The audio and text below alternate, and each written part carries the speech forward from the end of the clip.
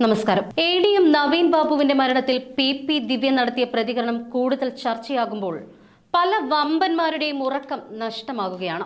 എ.ഡി.എമ്മിന്റെ മരണത്തിൽ അതീവ ദുഃഖമുണ്ട് എന്നാണ് ജയിൽ മോചിതയായ ശേഷം മാധ്യമങ്ങളോട് ദിവ്യ പ്രതികരിച്ചത്. സതുദ്ദേശപരമായി മാത്രമേ താൻ സംസാരിക്കാറുള്ളൂ എന്നും തന്റെ നിരപരാധിത്വം തെളിയിക്കുമെന്നുമാണ് ദിവ്യ മാധ്യമങ്ങളോട് പറഞ്ഞത്. താൻ നിയമത്തിൽ ഇപ്പോഴും വിശ്വസിക്കുന്നുണ്ട്. കോടതിയിൽ തന്റെ നിരപരാധിത്വം തെളിയിക്കുമെന്നും ദിവ്യ പറയുകയുണ്ടായി.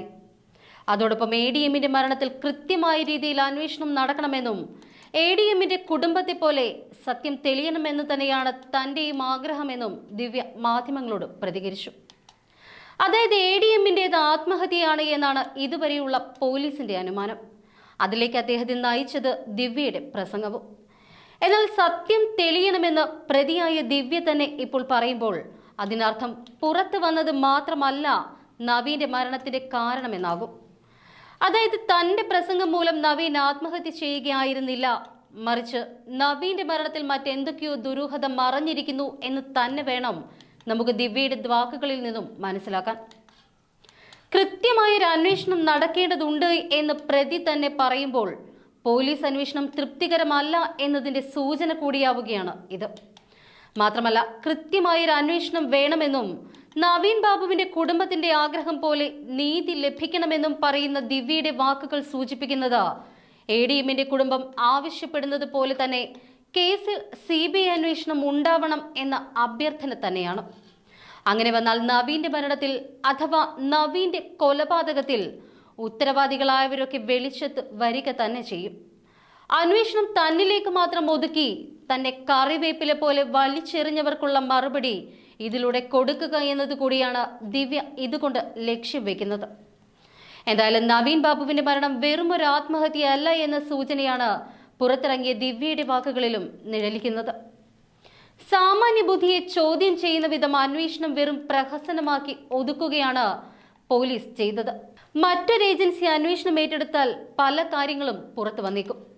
താമസ സ്ഥലം പൂട്ടി താക്കോൽ നൽകി ഇറങ്ങിയ നവീൻ ബാബു റെയിൽവേ സ്റ്റേഷൻ എത്തുന്നതിന് മുൻപ് മുനീശ്വരൻ കോവിലിൽ ഇറങ്ങി എന്നാണ് പറയുന്നത്.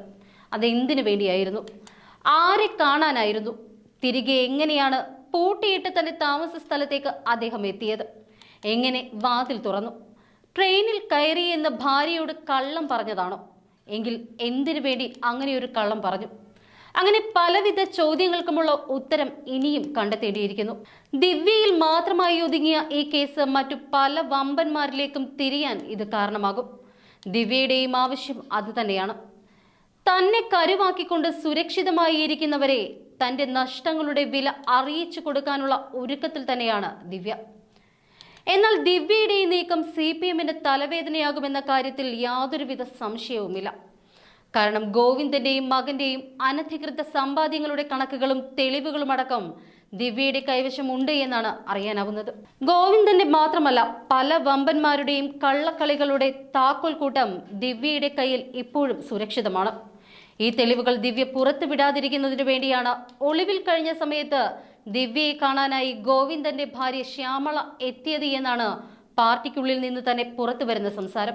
പാർട്ടി സെക്രട്ടറി പദവി ഏറ്റെടുത്ത ശേഷം ലണ്ടൻ, ഓസ്ട്രേലിയ തുടങ്ങി ഗോവിന്ദൻ നടത്തിയിട്ടുള്ള വിദേശ യാത്രകളെല്ലാം തന്നെ എന്തിനു വേണ്ടിയായിരുന്നുവെന്നും എന്തെല്ലാം അനധികൃത ഇടപാടുകളാണ് അവിടെ ഉണ്ടാക്കിയത് എന്നും ദിവ്യയ്ക്കറിയാം. മാത്രമല്ല CPMന്റെ വമ്പൻ സ്രാവുകളുടെ ബിനാമി സ്വത്ത് ഇടപാടുകളടക്കം പാർട്ടിക്കുള്ളിലെ എല്ലാവിധ കള്ളത്തരങ്ങളിലും ദിവ്യയ്ക്ക് കൃത്യമായ പങ്കുണ്ട്. അതുകൊണ്ട് തന്നെ പിടിക്കപ്പെട്ടാൽ ഒറ്റയ്ക്കല്ല തന്റെ കൂട്ടാളികളെയും ദിവ്യ കാട്ടിക്കൊടുക്കുമെന്ന ഭയമാണ് പലരെയും പരസ്യമായി ദിവ്യക്കെതിരെ തിരിയുന്നതിൽ നിന്നും അത്യാവശ്യം പിന്നോട്ട് വലിച്ചു നിർത്തിയിരിക്കുന്നത്. ഒടുക്കം 11 ദിവസത്തെ ജയിൽവാസത്തിന് ശേഷം പുറത്തേക്ക് വന്ന ദിവ്യയെ എതിരേൽക്കാനും ഗോവിന്ദന്റെ ഭാര്യ ശ്യാമളയടക്കം ജയിൽ കവാടത്തിൽ കാത്തു നിൽക്കേണ്ടി വന്നു. പാർട്ടി നവീൻ ബാബുവിന്റെ കുടുംബത്തിനൊപ്പം എന്ന് പറഞ്ഞ MV ഗോവിന്ദന്റെ ഭാര്യ തന്നെ PP ദിവ്യയെ സ്വീകരിക്കാൻ പോയത് CPMന്റെ കാപട്യമാണ് എന്ന് നമുക്ക് മനസ്സിലാക്കാം. പ്രശാന്തൻ ആരുടെ ബിനാമിയാണ് എന്നൊന്ന് അന്വേഷിച്ചു നോക്കിയാൽ നിരവധി രഹസ്യങ്ങൾ പുറത്തു വരും. P ശശി വഴിയാണ് രാഷ്ട്രീയത്തിൽ ദിവ്യ ക്ലച്ച് പിടിച്ചത് എന്നൊരു വാർത്ത ഇതിന് പിന്നിലുണ്ട്. ഇതിന്റെ സത്യാവസ്ഥ എത്രത്തോളം ഉണ്ട് എന്നതിനെ പറ്റി നമുക്കറിയില്ല. എങ്കിലും അങ്ങനെ ഒരു കരക്കമ്പി പാർട്ടിക്കുള്ളിൽ തന്നെ ചുറ്റിത്തിരിയുന്നുണ്ട്. ഇങ്ങനെയുള്ള ദിവ്യയ്ക്ക് തന്നെ കൈവിട്ടാൽ ശശിയെ തിരിഞ്ഞു കൊത്താനുള്ള വകുപ്പും കയ്യിൽ ഉണ്ടാകും എന്നുറപ്പാണ്. അങ്ങനെ ഒരു ഭയം മുന്നിൽ കാണുന്നവരെല്ലാം കൂടി ചേർന്ന് പൊതുശത്രുവായേക്കാവുന്ന ദിവ്യയെ തീർക്കാനുള്ള സാഹചര്യവും ഇവിടെ തള്ളിക്കളയാനാവില്ല. പാർട്ടിയിലോ ജീവിതത്തിലോ ആകട്ടെ എതിർ ശബ്ദങ്ങളെ വെട്ടിമുറിച്ചു കളയുന്ന പിണറായിസത്തിന്റെ അരികുപറ്റി ദിവ്യയെ അവസാനിപ്പിക്കാനുള്ള നീക്കത്തിന് പാർട്ടി കോപ്പ് കൂട്ടിയാലും അത്ഭുതപ്പെടേണ്ടതില്ല.